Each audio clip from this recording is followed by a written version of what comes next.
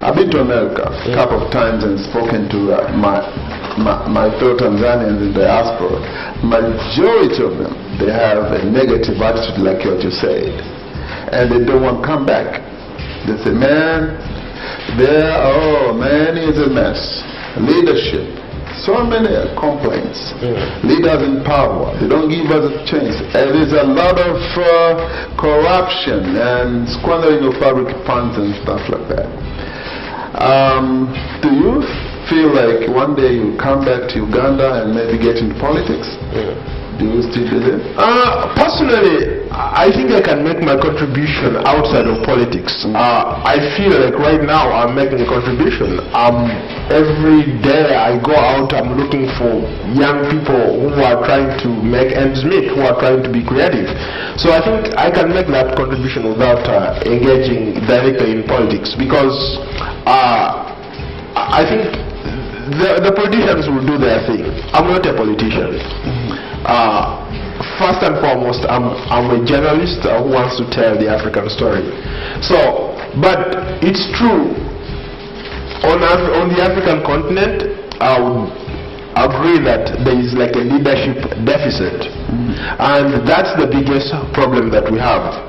If we had leaders who inspire us to get better, to be bigger, if we had leaders who focus on providing the basic services really to their people, if we had leaders who are not preoccupied by stealing every single bit, every resource, every money that is out there, I think our countries would be better off than any other country. We have all the resources that we need as a continent. We have all the resources right here. All the other countries come to Africa to look for resources. So in terms of wealth, natural wealth, Africa is by no means on the top. It can't compete with anybody. So I think the biggest problem that we've had is having leaders who really don't add value in their citizenry. Our leaders don't add value in us as a people, right? So I think what needs to happen is leaders appreciating that they are what they are because of us. They derive their powers from the people, and they should be held accountable by the people. But in our particular case, our leaders are actually hold the people accountable. Power of the people. Over the people. Yes. When they are talking to us, they talk down to us. They don't talk to us. So those are some of the things that I think we lack as a continent, and young people haven't figured it out. When you go to the Western world, people speak out. People are allowed to express how they feel about. What are you talking to young African girls and boys who are watching you on television right now? What should they do now when they have the leadership which is there only to steal, only to be corrupt and enrich themselves? What are you saying to the young people who's watching? For me personally, I think I would say that it's up to us as young people, as old people, as Africans, really to start looking at the world from a different perspective. We need to take the bull by its horns and take on these leaders, challenge them, because they drive power from us. They shouldn't be telling us. We actually their bosses. We are their bosses, but they don't know that. If people rose up and say, you know what, we are tired of what you're doing, we want change, change is going to happen. Look at what just happened, for instance, in Burkina Faso. And I'll give you two scenarios. We had a president who died in Zambia. We had another president who was ousted in Burkina Faso. Two situations, totally different outcomes. One was a long-term serving president in Burkina Faso. He had been in power for 28 years. People rose up and said, we've had enough. Then another person dies. He had been duly re-elected by the people in Zambia. When he dies, he gets a national hero's welcome, even in his death. But the other one, he had to look for the nearest tallest grass to hide. So that's the kind of Africa that we are talking about. I think people need to realize that we've gotten to a point whereby our leaders can't take us for granted. They need to respect us as much as we respect them. And they need to understand that they drive power from us, not the other way around. That's right. The late Dr. Max Monroe, in one of his books titled The Leadership Spirit, he says, a group of 100 sheep led by a lion can be stronger than a group of 100 lions led by a sheep. You know what that means? Because if the lion is at the front, that army is too strong. But if the sheep is at the front, then that army is weak. So I hope every young guy out there has listened to what you're saying. They should not stand on the sideline watching people squandering their funds, watching people being corrupt, enriching themselves. While we don't have medicine in hospitals, we don't have good infrastructure, we don't have good schools, no libraries, no laboratories in schools, we have to speak out. Don't just keep quiet. You are powerful. Whether you did not go to school, whether you count yourself poor, but we are very, very powerful if we join our hands. One candle, if I light my candle and you light your candle, darkness will go away. If every young guy out there stands up today and lights his candle and her candle, if 1 million candles are lighted, sure, darkness will go away. So Paul, I want to thank you for being here, but 1, 2, or 3 more additional questions is, do you still believe that Africa has so many opportunities? Absolutely. Where there are challenges, Africa for a fact has a lot of challenges, but along those challenges comes great opportunities. There are people who have succeeded doing business here in Africa. There are people who do not want to leave Africa to go and do business elsewhere. So there are so many opportunities right here, and so many untapped opportunities right here. If you ask me, I want to see myself coming back to the continent doing something here, because this is where you're going to make money. This is where anything can happen. First of all, we have to recognize that Africa now is over 1 billion people, right? 1 billion people. There are so many opportunities in, let's say, agriculture. Even if one wanted to go into farming, the population of our countries has been growing exponentially. Tanzania is now what? Close to 48 million people? 46 million. 46 million people. Every person needs to eat. Uganda is 44 million. Yes. Every person needs to eat. Very few people are going into the agriculture sector. But when you look at it going forward, agriculture is definitely going to be one of the drivers of the economy, because you have more people, then therefore more food is expected. You have people have to eat and to survive. So agriculture, then there is this ICT, there's some hospitality industry, service delivery. A lot of people don't think that even for these developed countries, they are what they are because of these systems that they have put in place. Public service delivery.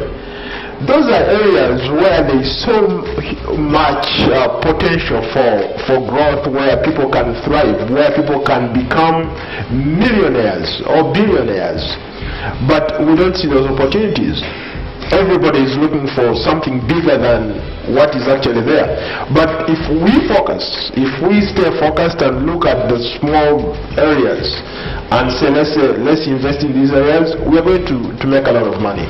There's a story that I would like to share with you and the viewers about this beggar who inherited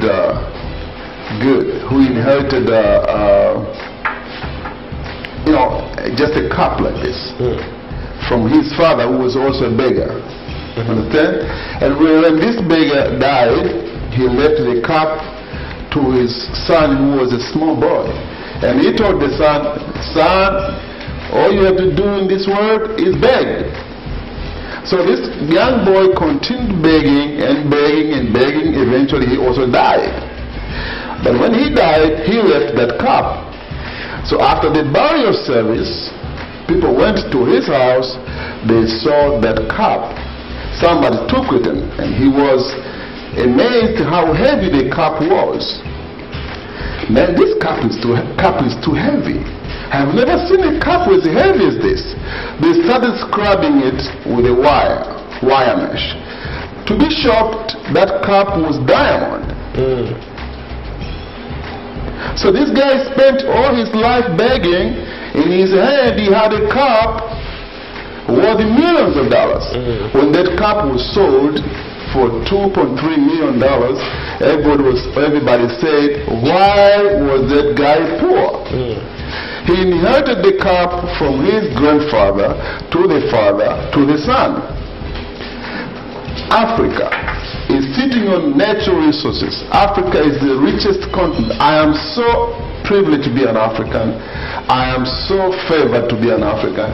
But why do you think Africa keeps on going to the West begging while we have all the natural resources and what? You raise a very, very important question, and I think one of the biggest problems that we have as a continent, or we have as individual countries, is that mentality of begging, and nobody will respect you if all you do is to beg. I think we need to figure out a better way of dealing with our natural resources. If we harvested, or if we went and looked into, like for instance, Tanzania has a lot of energy, in terms of energy. This country, you could literally supply the whole of Africa when it comes to energy, power. You have that. We have diamond, we have tanzanite, we have uranium, we have gas, we have oil. What more? So much. Yeah. We are a blessed country, blessed nation on the planet. But why a cup in our hand every day? We like the easy life. That's the problem. We like everything to be put on the table for us. We don't like to challenge ourselves to go and tell ourselves that, oh, you know what?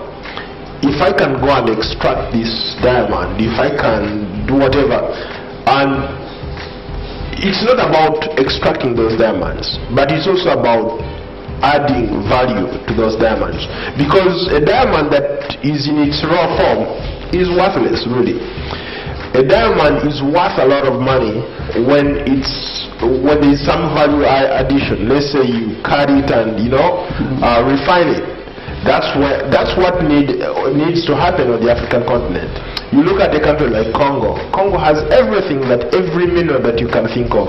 Anybody who has a cell phone or a computer, the basic raw material for any of those, even these cameras, the basic raw material for any of the cell phones, if you have a cell phone or a computer or a phone, anything comes from where?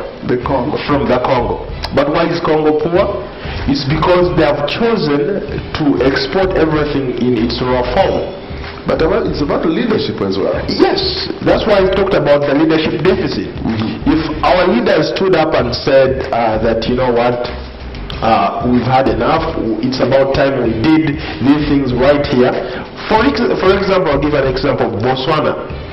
You know why Botswana is considered not a third world or second world? It's now like middle income country. You know why?